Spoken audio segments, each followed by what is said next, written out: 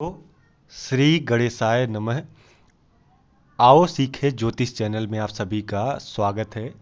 मित्रों, हमने जैसा कि पिछले वीडियो में आपसे वादा किया था कि आगे हम अजर योग के बारे में जानेंगे। अमर योग में हमने जान लिया था योग क्या होता है और ये कैसे बनता है, इसका प्रभाव क्या होता है। तो आइए जानते हैं अजर योग क्या होता है। मित्रों, अजर योग में जन्म लेने वाला जातक जीवन के सभी प्रकार के सुखों को भोगने वाला होता है, यानी उसे सभी सुख प्राप्त होते हैं एवं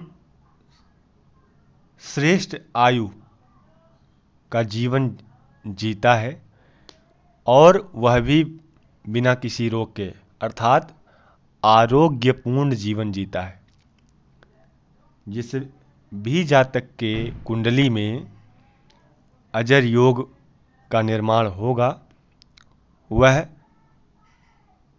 पूरा जीवन स्वस्थ जीवन के रूप में बिताएगा और साथ ही साथ उसे जीवन के सारे सुख प्राप्त होंगे। अब ये कैसे बनता है, आइए देखते हैं इस कुंडली के माध्यम से। मान लीजिए ये चार्ट है, तो इस पर पहली शर्त ये है, मान लीजिए मेष लग्न की कुंडली। पहली शर्त यह है मेष लग्न की कुंडली हो और सूर्य केंद्र में या त्रिकोण भाव में हो। मेष तो यहाँ पर मान लेते हैं ये मेष लग्न की कुंडली है। सूर्य केंद्र में मतलब इन चारों घरों में या इन चारों भावों में, 1 2 3 4, इन चारों भावों में से किसी एक में हो तो ये केंद्र में माने जाएंगे सूर्य, या फिर त्रिकोण में हो, यानी इस लग्न में या ये 5वें हाउस में या 9th हाउस में, इन तीनों में से किसी में हो।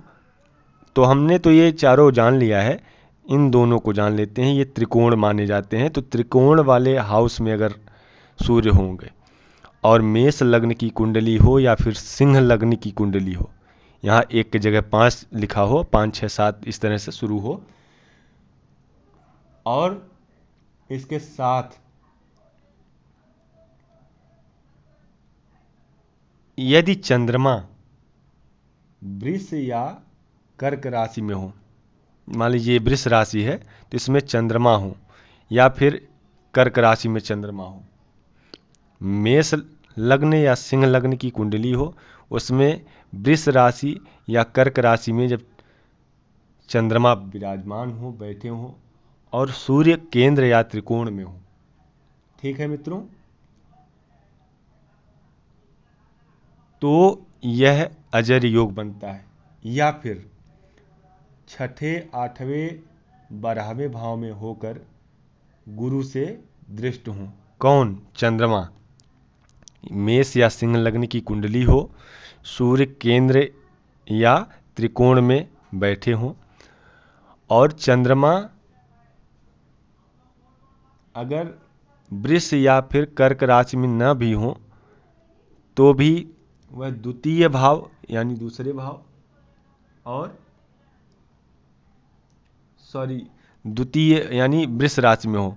अगर इसमें न हो तो कर्क राशि में हो, कर्क राशि में न हो तो फिर वो 6ठे 8वें और 12वें हाउस में, 6th 8th और 12th यानी 12वें, इन तीनों हाउसों में से किसी हाउस में हो, और इसमें गुरु कहीं से इन पर दृष्टि डाल रहे हों। गुरु की 3 दृष्टियां होती हैं, 5 7 और 9, यानी 5वीं दृष्टि चाहे पड़े या 7वीं या फिर 9वीं, इन तीनों में से कोई एक दृष्टि पड़े किस पर? चंद्रमा पर। किन हाउस में? 6th यानी 6ठे 8वें और 12वें हाउस में।